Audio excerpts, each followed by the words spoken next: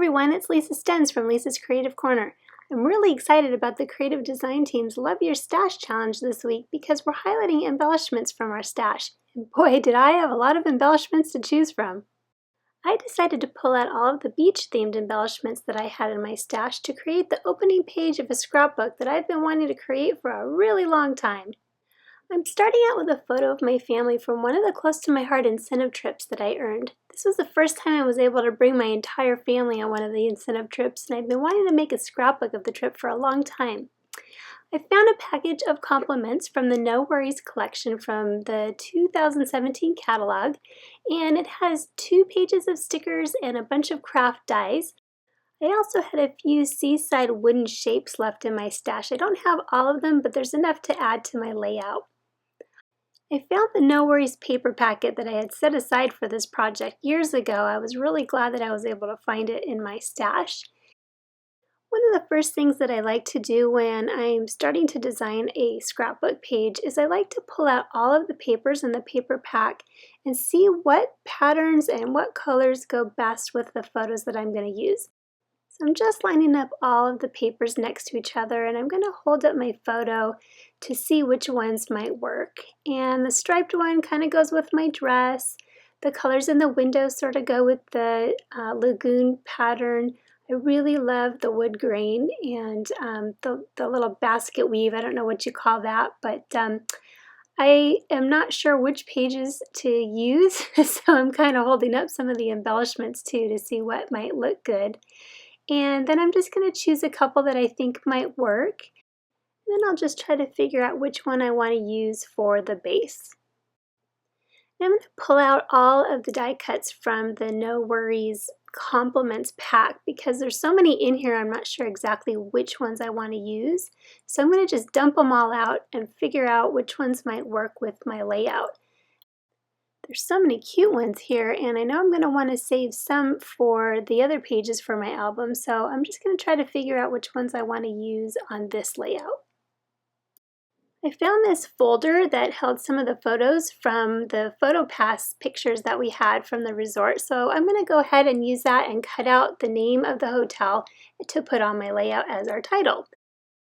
I decided to use that light cashmere patterned paper as the base, and then on the left side I really liked that busy pattern with the glacier words on it, and I thought I didn't want that to be the whole background because it would be too busy, so I just put a little bit on the left side, and then over the seam I cut a nice thin strip of that sort of basket pattern. And then I cut up this sheet with the PML cards on it, and I decided to use the PML cards in the background behind the photo just to give it a little bit more texture and pattern and color. And I really thought that that Aulani title that I cut from the folder that I had was a nice touch, but it was so much darker. So I decided to cut up the folder even more and add a little bit of pattern to match it on the upper left corner of the photo, and then down below I cut a little banner shape there.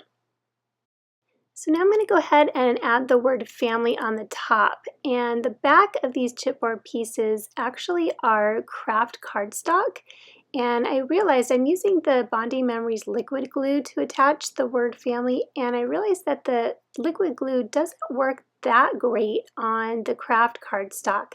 It does work, but it's a little bit tougher. It kind of soaks into the craft, and so I decided I'm going to go ahead and finish the word family with this glue, but then on all the other pieces that have the craft cardstock, I'm going to use some glue dots because I think it's going to work a little bit better.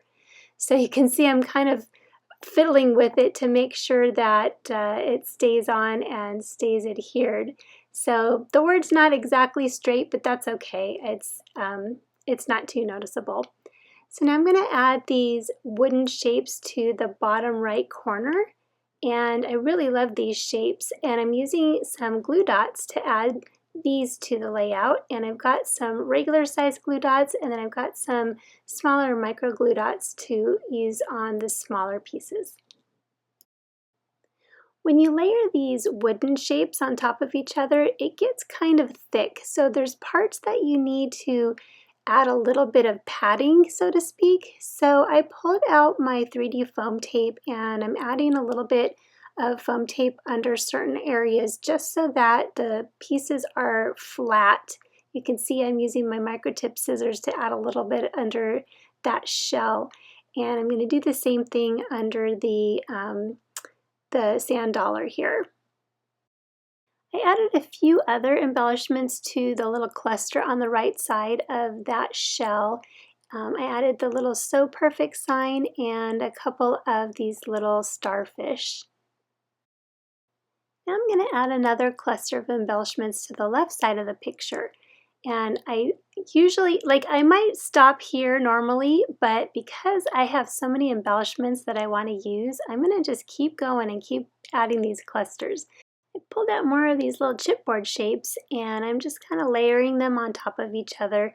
And I'm going to use some glue dots to add the bottom layers and then a little bit of the 3D foam tape to add on top so that they're balanced out and they're not kind of wobbly and lopsided.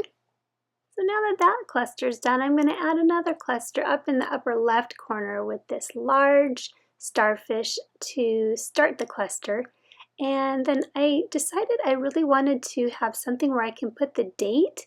And so I found this little piece here and I think I'm going to put the date on that little rectangle piece. So now I'm just fiddling around to figure out what I want to put on top of this large starfish or underneath it. So I finished up that cluster and as you can see I added the date to the bottom side of that little rectangle piece. And now I'm going to add one more small cluster on the right side of the photo underneath the word family. And this one I'm going to make a much smaller cluster. I already have so many embellishments on this page. This is way more embellishing than I normally do. And I kind of think I might be overdoing it a little bit. But I did want to add one more little cluster up there. So I'm just adding a few more of those chipboard pieces. Now I'm going to add just a couple of these little stickers and I'm just trying to find the right place to put this little arrow. I wanted to add some more blue to it and it really needs to be on the right side to balance out the blue on the left side.